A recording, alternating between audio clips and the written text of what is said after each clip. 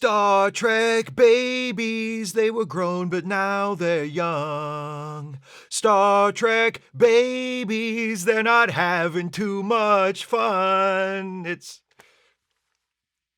Star Trek babies. This is a review of the Star Trek The Next Generation episode, Rascals. If you have not seen this episode and you don't want to finally see a good reason for there to be children living on a starship, be warned. Spoilers beyond this point. This review is part of a batch of reviews of episodes that center on wacky aging-related hijinks. Up until now, that's meant unusually old people. But you can run it back the other direction too, can't you? Let's run it back and see what happens in this episode. A shuttlecraft carrying Captain Picard, Ensign Ro, Guinan, and Keiko O'Brien is on its way back to the Enterprise after a visit to some planet somewhere. Apparently, they all took shore leave together, except not together because we gather from their conversation that while they were on the planet, they all split up and kind of did their own thing. So the ship was passing close to a planet and these four random people all wanted to go, but nobody else. So Picard was like, well, I'm the captain and I'm taking a shuttle and I'm going. Anybody who's coming along had better come along because the bus leaves in 5 minutes? Is that how it happened? Anyway, they're on their way back, and Picard and Keiko are talking about the nerdy science things they did on the planet, while Guinan and Ro make fun of them for being nerds. Well, mostly Guinan, when Worf calls from the Enterprise to tell Picard they've just received a distress call from a Starfleet science team. Picard's like, we'd better go check that out as soon as the shuttlecraft is back on the Enterprise, but uh-oh! On the way to the Enterprise, the shuttle flies right into a swirly blue Star Trek cloud. The Enterprise reaches the shuttle and is able to beam everyone aboard moments before the shuttle explodes, but there's a minor complication. Yes, all 4 crew members are beamed in as children. Dr. Crusher examines them in sickbay, and it seems only their bodies have been affected. Adult brains, all their memories and personalities the same as they were before, but now they're in bodies that are approximately the equivalent of 12-year-olds. Picard's like, well, Beverly, you work on a fix for this minor inconvenience. In the meantime, I see no reason why I need to do anything different, and he heads straight to the bridge and starts giving orders. Worf sees this preteen telling him what to do and turns to Riker like, the hell? Picard says, oh, right, none of you know what's going on. So, Reader's Digest version, there was an accident on the shuttle, we went through a blue Star Trek cloud, now I look like I'm 12, Dr. Crusher's working on it, but I'm still Captain Picard, and you still have to do what I say. Riker gives Worf a nod like, yep, and Worf goes, okay. It's not like it's even the weirdest thing that's happened this year, and starts carrying out Picard's orders. Dr. Crusher meets with Picard in his office and says, so, hey, I know you're still you and all, but having a tween in command of the ship is going to be weird for everybody. Maybe turn the keys over to Riker until I can figure out what happened and how to fix you. Picard's like, fine, I guess I'll just go to my room and play with myself. Oh, I haven't even hit puberty yet. What's the point? Picard leaves Riker in charge of the ship and exits the bridge. Then we check in on the other kiddified crew members. Ensign Ro is not enjoying her unexpected return to childhood at all, but Guinan is loving it and has decided to make this Ro's problem. Meanwhile, Chief O'Brien is having the most uncomfortable day of his entire life, and he's been to war. His newly arrived child bride is going around their apartment trying to act like everything is normal, but when Keiko sits down next to him and cuddles up close, O'Brien can't take it anymore. He gets up and walks away. Keiko's like, I'm still your wife.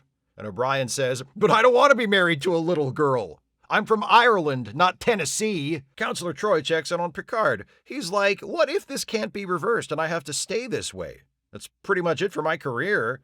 Troy says, well, until you're all grown up again, hey, maybe you could go back to the academy. Picard says, and be Wesley Crusher's roommate? Thanks, I'd rather die of one of the many childhood diseases to which I am now susceptible. In sickbay, Dr. Crusher has figured out what happened and is telling Riker all about it in medical jargon that's way over his head. Basically, the de-aged crew members are missing the genes that make children turn into adults. Crusher, that daffy dame, has a zany idea about sending them back through the transporter and using their saved patterns to replace the missing genes. But if it doesn't work, it could make them even younger. Star Trek babies. Guinan is still bothering Ensign Ro. She's like, "Why do you hate being a child so much?" And Ro says, because I spent my actual childhood in a refugee camp? Maybe? Also, why would I want to be stuck like this when I grow up to be Michelle Forbes? Guinan's like, fair. Counterpoint, want to jump on the bed? And so they do that, and it looks like fun. The Enterprise arrives at the planet where they got that distress call from, but it turns out to be a trap. 2 Klingon ships decloak and attack, and pretty soon the Enterprise has been disabled and boarded. Only it's not Klingons who are behind this hijacking, it's Ferengi. Oh, that's actually better if you're on the Enterprise, right? You're probably really happy to see that your enemies are Ferengis instead of Klingons because you know that eventually the Ferengi will end up tripping over their own feet and thwarting themselves.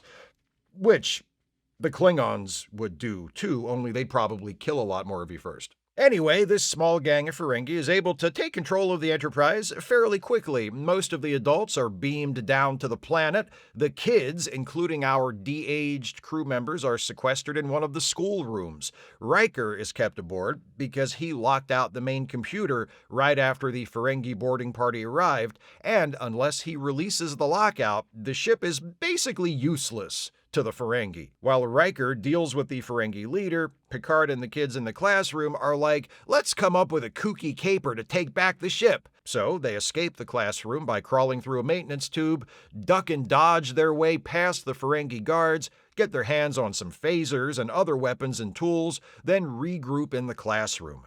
The only step remaining before they can carry out their caper is gaining access to the computer. The school computer will only give them access to children's educational software, much to Picard's annoyance. I guess he doesn't much feel like playing Oregon Trail at the moment.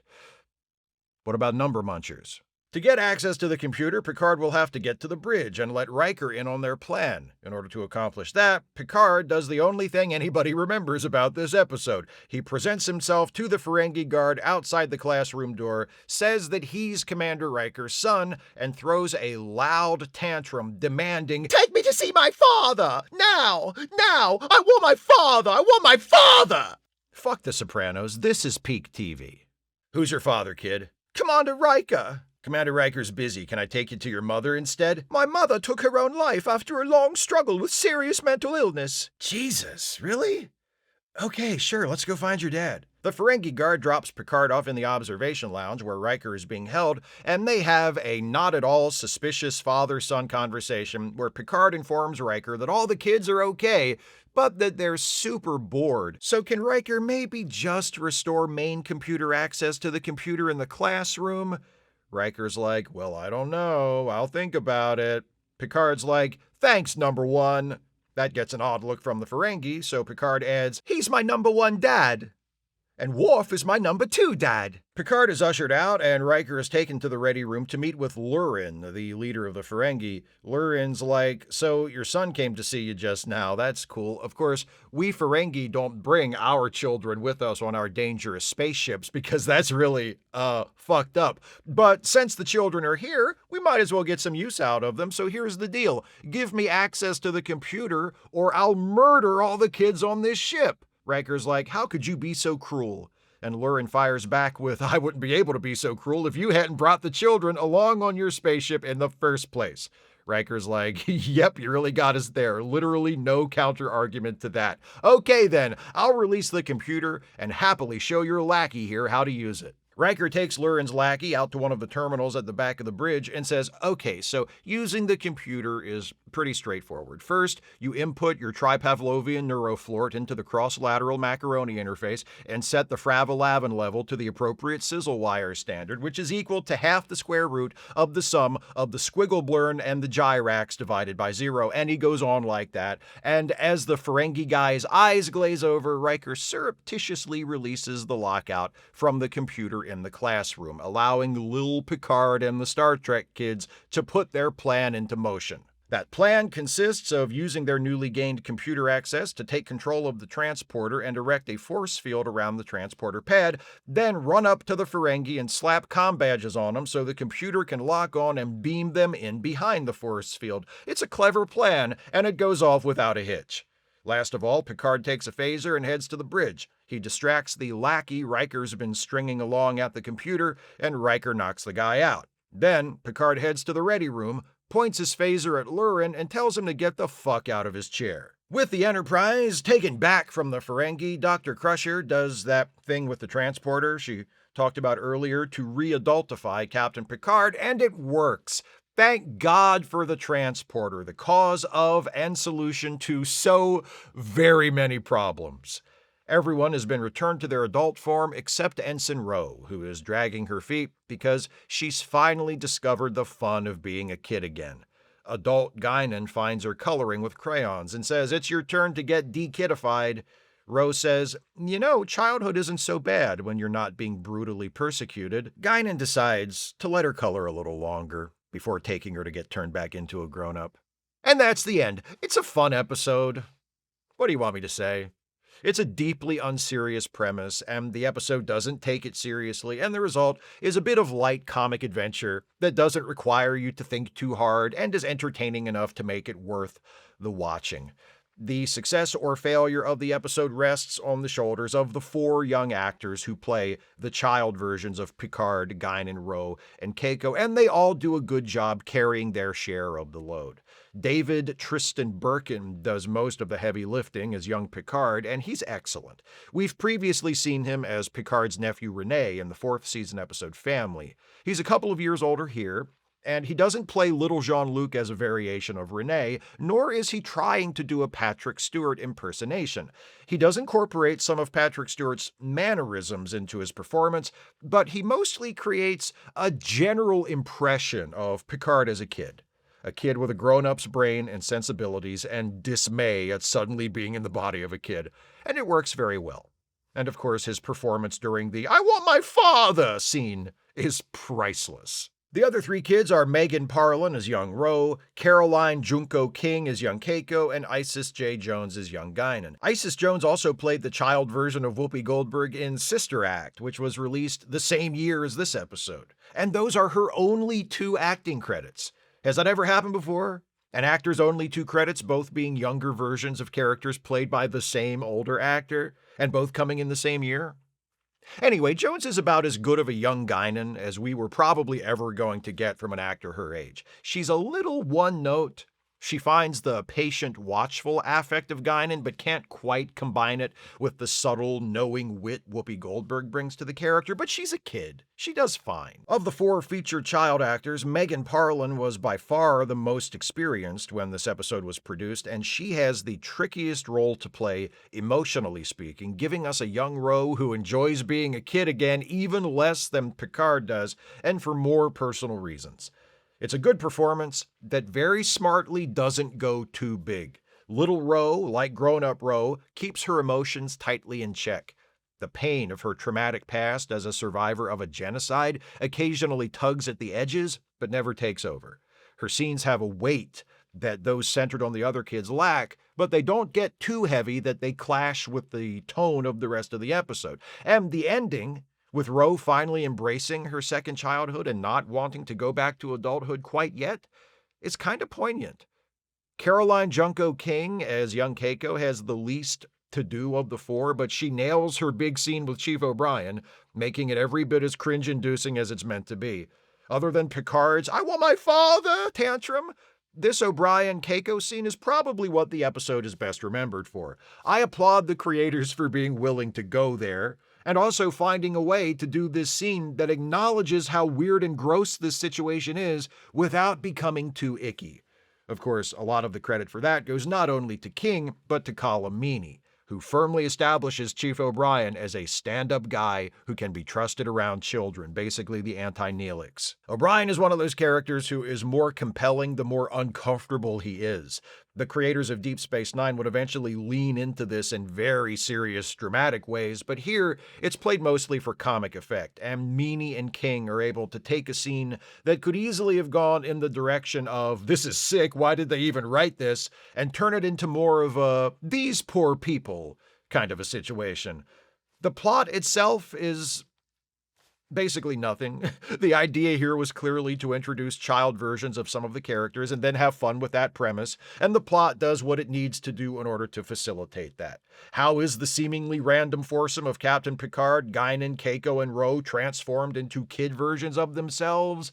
I don't know, they're all in a shuttlecraft when the shuttlecraft flies through a weird space thing. Why are those four characters specifically in a shuttle together? I don't know. They all went to the same planet for some reason. Who cares? Not the point. Don't worry about it. A small gang of renegade Ferengi are able to acquire 2 Klingon ships and capture the Enterprise in a few minutes with very little effort. Sound implausible? Well, sure it is.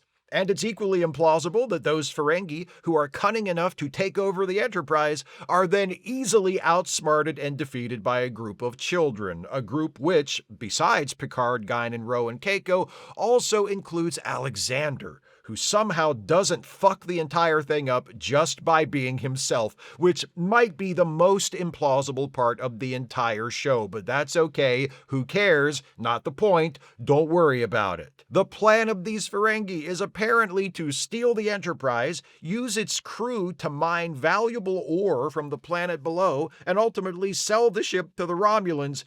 And they think Starfleet is just going to let them? As if Starfleet's just going to go, well, pirates have stolen our flagship, enslaved its crew, and are planning to sell it to one of our most dangerous enemies. But them's the breaks. What are you going to do? Better luck with the next Enterprise, I guess. It makes absolutely no sense. It's the worst plan ever. How did villains this clueless ever get this far? It doesn't matter. It's okay. Who cares? Not the point. Don't worry about it. If you want to pick the episode apart, dwell on the plot contrivances and conveniences, that's fine. But remember that in doing so, you're caring more about the integrity of the plot than the people who wrote it did. This isn't that kind of an episode. This isn't a serious one. This is a silly one. And for my money, it's a pretty good silly one. There's not much to it. It's strung together in a very haphazard fashion, but the 4 young leads are appealing. The plot, such as it is, moves from one ridiculous beat to the next at a good pace, and there are a handful of scenes that are very well done. The aforementioned young Picard tantrum, the Chief O'Brien Keiko scene, and Riker's distraction of the Ferengi by overloading him with technical jargon, a clever homage to Captain Kirk improvising the rules of Fizbin to distract the gangsters in a piece of the action, and the single best use of technobabble in the entirety of the Star Trek franchise. Rascals was written by Alison Hawke from a story by Ward Botsford and Diana Drew Botsford and Michael Piller, with an uncredited rewrite by Ronald D. Moore, and was directed by Adam Nimoy, the first of 2 TNG episodes he would direct. If you insist that your Star Trek be serious and profound and tightly written, maybe this one isn't for you, but if there is room in your heart for a side trip into a bit of silliness, you might enjoy indulging your inner child with this one. Those are my thoughts on Rascals. What do you think of this episode? Please share your thoughts with me in the comments. If you'd like to support this channel, and I sure wish you would, if you can afford it, you can do so by becoming a patron at patreon.com/Steve Shives, becoming a channel member by clicking the join button, or by making a one-time gift by clicking the thanks button, or via PayPal or Venmo. Links are in the description. Please join me next time as this batch of reviews of wacky aging episodes continues. We're moving on from TNG to Deep Space Nine for an episode from that show's 3rd season titled Distant Voices. See you next time for that. Thanks for watching, and take care, everybody.